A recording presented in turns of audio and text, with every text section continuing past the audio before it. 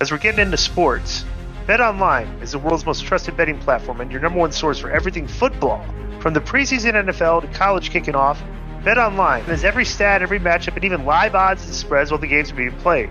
You think you know your stuff? Get into the winner-take-all $300,000 NFL Survivor pool for the upcoming season. When the game's over, head on over to our online casino and get a game of blackjack or poker run by with one of our over 150 slot games they have. Head to the website today and use promo code BLEAV, that's BLEAV, and get in on the action.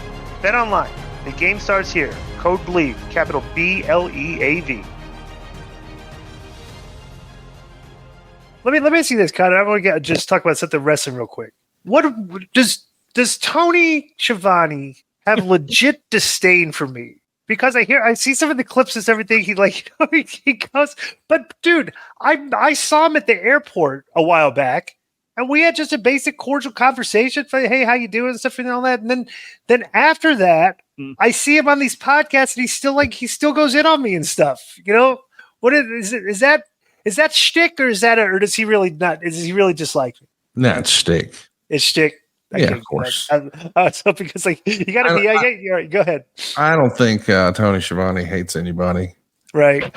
It's just hard Tony is at that I don't give a phase of life. About anything. Right. So I don't think he really cares, but he just knows, hey, everybody says Disco hates on AEW, so I'll just Disco and he won't care. Right. But you know what? This is what's funny, because this is really funny because it's very lazy and it's very simple to start a narrative with disinformation, right? Yeah. On this show, and I think you know us well enough, and you would call out if I was you, bro, we don't have anything against AEW. Or I'll give you an example. We reviewed WWE yesterday, right? Right. I did not like Raw, and I did not like SmackDown, right? It wasn't a good show, okay? When we do things on AEW and then we don't like them, people think like we're haters. But this is what's funny. When we put stuff over, it's never, ever, ever, ever publicized. Yes. It's never talked about. It's just a negative, so it'll get to Tony and cause us heat with them, to the point where I actually think Tony was mad at some of the things I was saying about his booking, right? That he started working with CMLL. Like, that's how much it affected him. Because, he takes all that personal, But Wait, so you think he started working with CMLL instead of AAA because of things you said on this podcast? 100%. Wow. Yeah, 100%. Okay. And he also grew up a CMLL fan. Sure. Much like you'll see him put Ishii on TV every week, which if you've never seen Ishii before, you're going, who's this old fat guy, right? That all he does is chops. Yeah, I remember Ishii from 20 years ago. I was a big fan. But let's face it, Conrad, he doesn't really do anything in the ring anymore except chops and forearms. Yesterday, he did a match with Hangman. Bro, it was like almost 20 minutes. It's just way too long. And I think that's because Tony grew up watching Ishii and he likes him. I see. Yeah, Tony, because funny too, Conrad, because you get kind of the same heat that we do sometimes. Because it puzzles me, right? In these forums or like these message boards, everything where people are constantly going in on you. Like, he's a AEW shill and stuff. Yeah. And I've always. You have that email that you wanted to read to Conrad. That's right. Yeah. Do you have it, Joe? I'll read it if you want, but I forwarded it to you. Yeah, go ahead and read this email. We're reading. This is one of the email questions we had in our thing. I want to ask you about this. Sure. So this was from this week. It's from Narsk Rigagig, and it was titled "In Defense of Conrad Thompson." It says, these days, people seemingly cannot mention Conrad Thompson's name without calling him a, quote, AEW shill, and really, they're not wrong. But could there be a method to his silliness? When 83 Weeks uploads a YouTube clip about AEW, Conrad will say something that's so pro-AEW, it verges on him sounding like a crazy person. But by him doing all this, all the anti-AEW fans out there are all over the YouTube comments with hate messages. What these trolls don't get is the more comments a video gets, the higher the view count is, and the people can benefit from it in all types of ways. The question is, do you think Conrad is more or less playing a character on 83 Weeks as a way to create content for the show? If so, it's genius. And if it's not, then Conrad really is a shill and it's ruining 83 Weeks. What's your comment on that? Well, let's say this. If we were doing a talk radio show about college football here in Huntsville, Alabama, and if I was the host and I said, boy, I think Alabama is going to go undefeated this year. They're going to have some rough patches with Georgia and LSU, perhaps Ole Miss, but in the end, I think they'll go undefeated and win the SEC and make the playoffs. if Conan was my co-host and he said, I agree, what would I do from that point? Say, all right, we'll be back after these words. Like, that's not entertaining radio. We've got to have point, counterpoint. I've got to have two opposing opinions. If we just agree on everything. And here's the other thing. I know Conan is a professional wrestler and a Hall of Famer and a legend. And if he wants to critique a wrestler's in-ring work, then who better to do that? I am not going to do that with someone who's actually working today. Now, that's not to say that I don't have my opinions. I'm just saying the negative ones, by and large, I just keep them to myself. I thought, like, I saw people dunking on Brock Anderson yesterday, and I thought that was. But what was that about? Well, I guess he had some sort of interview where he said, in AEW, it's not really set up for the young guys to learn how to wrestle. Right. It's really just TV. Right. And then a lot of AEW Defender Boo Birds came out, and they were showing clips that maybe weren't super flattering of Brock. But I want to remind everybody, that dude had his very first match ever on national TV. Like, we didn't even give him an opportunity to learn, and he's still so young in his career. Why would we just go ahead and paint him with that brush right now of, oh, he's trash and he's not any good. And he's better and he's trying hard and he's a hell of a talker and he's a legacy performer. But he got in at a weird time during the pandemic. We're not running shows. His dad already works in AEW. His dad had maybe a less than awesome exit from the WWE. That feels like a good path to go work with dad and figure it out. And can I ask you a question, Conrad? Because you're from both generations, like me and Disco and Joe, from before and from today. Why do you think fans are so disrespectful in general nowadays? I think it's become in fashion to be some sort of edgy online persona. Okay. Like, I mean, people are always quick to see who can make the funniest comment or rudest comment or over the top comment.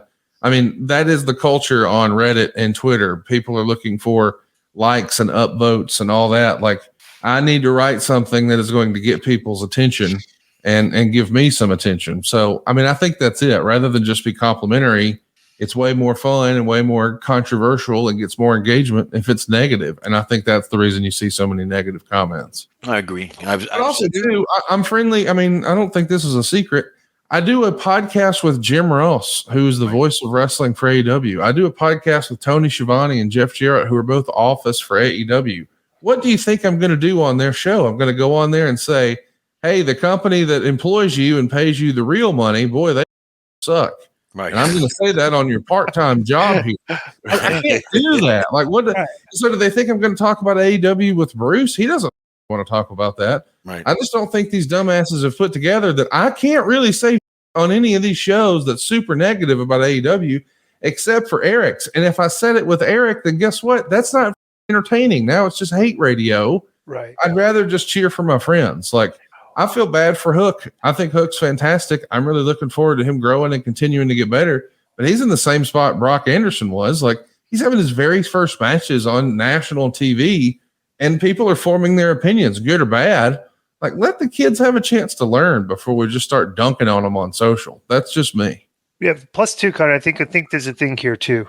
We've talked about this in the past. That, like, when kids were growing up, you wanted to be Hulk Hogan. You like if you were yes. aspiring to be free, you want to be Hulk Hogan. You want to be macho or anything. But now there's this, through the internet and the podcasting, there's this growing thing of like fans growing up and wanting to be the next Dave Meltzer, wanting to be the next Sean Ross Sapp stuff. And I think or Paul or Gabe, they want to do right. But I think what people see with you, okay, is like they live vicariously through you, and they're jealous of you because you've been. I'm going to put you over here. You're very good at what you do. Well, thank you. In your interview, you're very prepared, and you're very entertaining with the way you lead questions and keep a conversation going. And I just think people, because you're good at what you do, and you're probably doing what they wish they could do. You know how the attitude is of people these days. They like to chop people's legs off to make themselves feel taller, and you just get that residual hate because you're doing what a lot of these fans would love to do. Talk to the legends and talk to the people that have these conversations and you'd be looked up to. And it's like, I think that's where a lot of your hate comes from. And which is why you handle it very well. You brush it off like my hate. I understand why people don't like me. I'm saying things you don't like is that all the internet does is post things that I say negative. They never post any of the positives. So I'm never going to stop being stop presenting my opinions. Like, because I think that's what people want to hear. They want to hear the honesty, and like, if the honesty gets me in trouble with people that don't like me, it's like that's fine. I've got another job like you do. Yeah. I don't have any skin in the game. Like, I do this as like a hobby. That's funny. Both of us share the same thing. We're not in the business. We have other jobs, and this is like our hobby. So it's like I look at it that way. No, I agree totally. I don't take it personally. I understand, where it comes from, and it's the nature of the beast. And most of the people who are saying negative and the quote unquote hate, I mean, what is it really? They disagree with my opinions on wrestling. Like, is that really? Right. I mean, isn't it unbelievable if you think about that? Yeah. I mean, in the scheme of things, I don't care. One thing I definitely learned from sorry, Conan. Go ahead. What? I was going to say one thing I've definitely learned from Conrad is I always saw Conrad respond on Twitter or YouTube or whatever, and it's usually, no matter how hideous the comment is, Conrad will mostly go, "Well, thanks for listening." And I can do that a little, but I also can get. And I want to ask Conrad, how often does something actually make you angry or make you go, "Wow, that's over the line"? But when people talk about my wife, I just think I understand if people are, I get a lot of hate for Rick. So if somebody doesn't like Rick, then I'll just start getting tagged. Or if they don't like Bruce, they don't like Eric. And hey, that's part of the gig. But like, my wife's not a public person. Mm-hmm. So like, when I posted on my private social media stuff and I would, post a picture of her doing a fitness competition or something, and people are just her appearance when she's in the bikini contest, it's like, but you know what, Conrad? What are you doing, guys? Come on. Conrad, that says everything more about them than it does about you. Oh, for sure. Most of the people that criticize us, okay, and this to be a fact, are people that have never done in their life, probably never will do their life, and they're jealous because we're succeeding.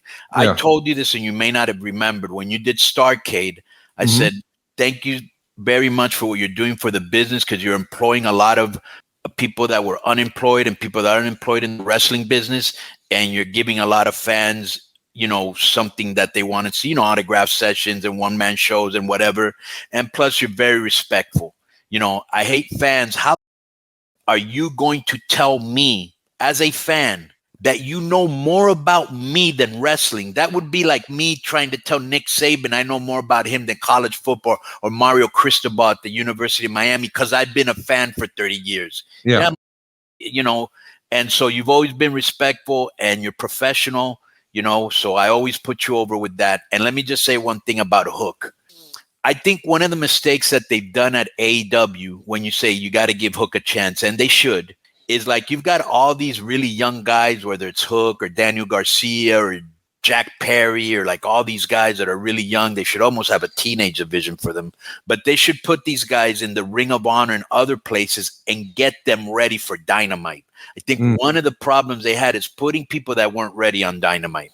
Well, they've got a big enough roster to spread it around for sure. I still scratch my head at how he makes all that work. Like, I just looked at the number of performers for All In. Yeah, it was like 100. I mean, it was a crazy number of performers, and just knowing, and you guys know how my brain works. The first thing I thought of was, what was that airfare bill? Right. To get all those guys over there. I mean, the hotel. You run the conventions, right? Right.